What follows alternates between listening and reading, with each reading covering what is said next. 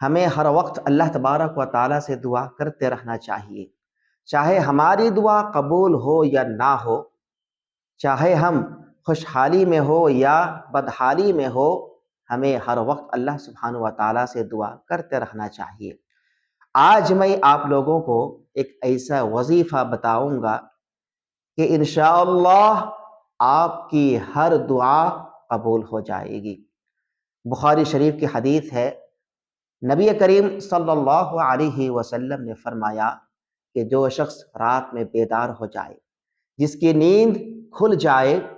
اور وہ یہ دعا پڑھے، لا الہ الا اللہ وحدہ لا شریک لہ، لہ الملک ولہ الحمد وہو علی کل شیء قدیر، سبحان اللہ والحمد للہ ولا الہ الا اللہ واللہ اکبر ولا حول ولا قوت الا باللہ، اور پھر یہ دعا کرے اللہم اغفر لی، یا کوئی اور دعا کرے، جو بھی وہ دعا کرے، جو بھی وہ اللہ سبحانہ و تعالیٰ سے مانگے، اس کی دعا قبول ہو جاتی ہے۔ اور اگر وہ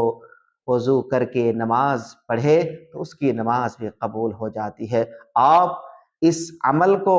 اپنائیے، کر کے دیکھیے۔